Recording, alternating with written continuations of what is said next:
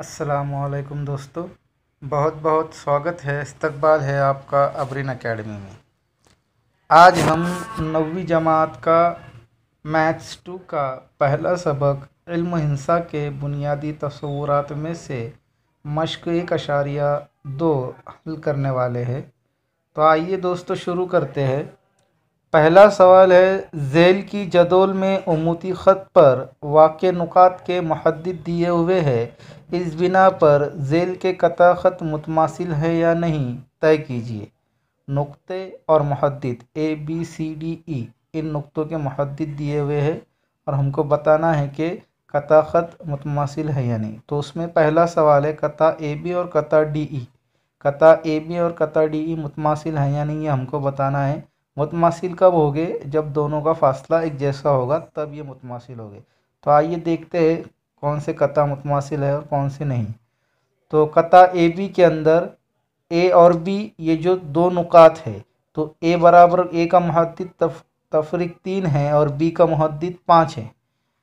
अब हमको फासला मालूम करने के लिए क्या करना पड़ेगा? बड़ी अदद में से छोटी अदद तफरीक करना पड़ेगी।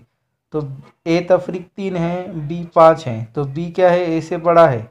इसका मतलब हम क्या करेंगे? 5 तफरीक 3, लेंथ ऑफ AB बराबर 5 तफरीक 3।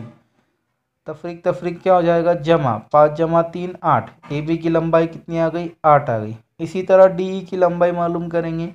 D बराबर कितना है? -7। E बराबर कितना है? 9। कौन बड़ा है? E बड़ा है D से। तो लेंथ ऑफ DE बराबर क्या आ जाएगा? 9 तफरीक 7। तफरीक क्या हो जाएगा? जमा हो जाएगा। 9 जमा 7 कितना आ जाएगा? 16। तो लेंथ ऑफ DE कितनी आ गई? 16। अब लेंथ ऑफ AB 8 है और लेंथ ऑफ DE 16 है। इसका मतलब लेंथ ऑफ AB मुतमासिल नहीं है लेंथ ऑफ DE के, इसलिए कता AB मुतमासिल नहीं होगा कता DE के। इसी तरह अगला सवाल है, दूसरा वाला सवाल आप लोगों को होमवर्क है, आप घर पर उसकी प्रैक्टिस कीजिए। तीसरा हम लोग यहाँ पर हल करते हैं। तो तीसरे में कता BE और कता AD बताना है मुतमासिल है या नहीं। B का मुहद्दिद 5 है, E का मुहद्दिद 9 है। कौन बड़ा है? E बड़ा है। 9 बड़ा है वही, मतलब E बड़ा है। E बड़ा है B से। तो लेंथ ऑफ BE बराबर 9 तफरीक 5। 9 में से 5 गया, कितना बचेगा? 4 बचेगा। बिल्कुल इसी तरह A बराबर कितना है? -3 है और D बराबर कितना है? -7 है। तो इसमें बड़ा कौन है? -3 बड़ा है -7 से, इसलिए A बड़ा होगा D से। लेंथ ऑफ AD बराबर क्या आ जाएगा? -3 तफरीक -7। मनफी क्या हो जाएगा? मुस्बित हो जाएगा। तो -3 जमा 7, 7 में से 3 गए, कितना बचेगा? 4 बचेगा। जितनी लंबाई BE की है उतनी लंबाई AD की है, मतलब लेंथ ऑफ BE बराबर लेंथ ऑफ AD, इसलिए कता BE मुतमासिल होगा कता AD के। इसी तरह दोस्तों अगला सवाल है कि नुक्ता M कता AB का वस्ती नुक्ता है और AB बराबर 8 हो तो AM मालूम कीजिए। आपको याद होगा हमने वस्ती नुकात के बारे में पढ़ा था। तो वस्ती नुक्ता क्या करता है?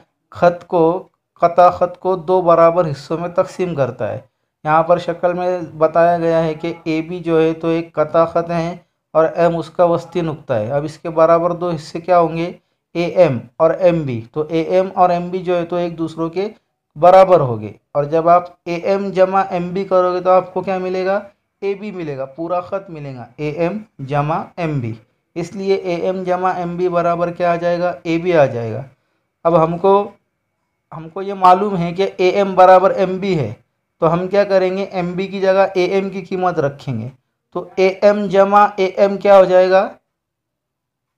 2 AM हो जाएगा। और 2 AM किसके बराबर होगा? AB के बराबर होगा। AB की कीमत कितनी है? 8 है। तो 2 AM बराबर 8 है, तो AM बराबर क्या हो जाएगा? 8/2। 2 इधर AM के साथ ज़र्ब में उधर जाएगा तो तकसीम में चला जाएगा। तो AM बराबर 8/2। 2 से 8 को तकसीम करोगे तो जवाब क्या आएगा? 4 आएगा। मतलब AM की लंबाई कितनी हो जाएगी? 4 हो जाएगी। फिर सवाल नंबर 3 है, नुक्ता P कता CD का वस्ती नुक्ता है और CP बराबर 2.5 हो तो कता CD की लंबाई मालूम कीजिए। बिल्कुल अभी हमने जो सवाल किया है उसी तरीके का सवाल है वस्ती नुक्ते के ऊपर। आपको जो है तो कता सी डी दिया हुआ है, पी उसका वस्ती नुक्ता है, सी पी की लंबाई दी हुई है, तो सी डी की लंबाई मालूम करना है। इसका जवाब 5 सम आएगा। ये आप घर पर हल कीजिए। फिर अगला सवाल है, अगर ए बी बराबर 5 सम, बी पी बराबर 2 सम और ए पी बराबर 3.4 सम हो तो कता कताअत खत का छोटा बड़ापन तय कीजिए। अब ये तो इससे ज़्यादा आसान सवाल तो हो ही नहीं कर सकता। क्या आपको जो है तो लंबाइयाँ देखकर बताना है कि कौन सा कता छोटा है और कौन सा कता बड़ा है। तो ये सवाल भी आप लोग घर पर हल कर कीजिए, ये भी आपको होमवर्क रहेगा।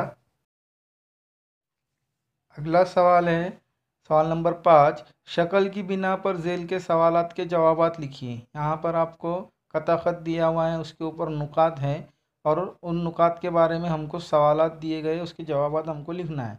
तो पहला सवाल है, शुआ आरपी की मुखालिफ शुआ का नाम लिखिए। शुआ आरपी सीधे हाथ की तरफ बढ़ रही है, इसके मुखालिफ शुआ का नाम जो है तो आर एस भी हो सकता है या फिर आर टी भी हो सकता है। ठीक है। फिर दूसरा सवाल है, शुआ पी क्यू और शुआ आर पी का इनकताई सेट लिखिए। देखो शुआ पी क्यू सीधे हाथ की तरफ जा रही है, शुआ आर पी ये भी सीधे हाथ की तरफ जाने वाली है। शुआ आर पी जो है तो आर से पी तक रुकने वाली नहीं है। शुआ क्या होती है, लामहदूद होती है, तो वो आगे आर क्यू तक बढ़ने वाली है। इसका मतलब शुआ पी क्यू और शुआ आर पी का जो इनकताई सेट होगा वो शुआ पी क्यू होगा। ठीक है।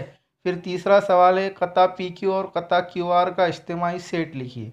पी क्यू और क्यू क्यू आर का इज्तिमाई सेट जो है तो वो क्या होगा, क्यू आर होगा। ठीक है, दोनों को मिलाकर जो शुआ बनने वाली वो क्या बनेगी, क्यू आर बनेगी। फिर चौथा सवाल है, कता क्यू आर किन शुआओं का ज़िमनी सेट है। कता क्यू आर, तो इसको हम लिख सकते हैं क्यू एस या फिर क्यू टी, इनका ज़िमनी सेट होगा कता क्यू आर। और सवाल नंबर 5, 6, 7, मब्दा आर की दो मुखालिफ शुआओं की जोड़ियाँ लिखिए। आर के मुखालिफ क्या हैं, आर पी है, आर क्यू है, आर एस और आर टी। इसी तरह मब्दा एस की मुखालिफ शुआ का नाम लिखना है। फिर शुआ एस पी और शुआ एस टी का इनकताई सेट लिखना है। तो आसान है, ये आप लोग लिख सकते हो। तो ये आपको होमवर्क रहेगा। आगे बढ़ते हैं। मश्क का सवाल नंबर 6, झेल की शक्ल की बिना पर सवालात के जवाबात लिखिए। यहाँ पर आपको शक्ल दी हुई है, शक्ल के अंदर नुकात है और नुकात के मुहद्दिद दिए हुए हैं, उस पे से सवालात के जवाबात लिखना है। पहला सवाल है, नुक्ता बी से हम फासला वाक़या नुकात कौन से है। नुक्ता बी से हम फासला मतलब एक ही जैसे फासले पर। तो नुक्ता बी के सीधे तरफ देखो नुक्ता सी है, उसका फासला कितना है, नुक्ता बी से 2 का फासला है। और इसी तरह नुक्ता ए है, नुक्ता ए का बी से फासला कितना है, 2 है।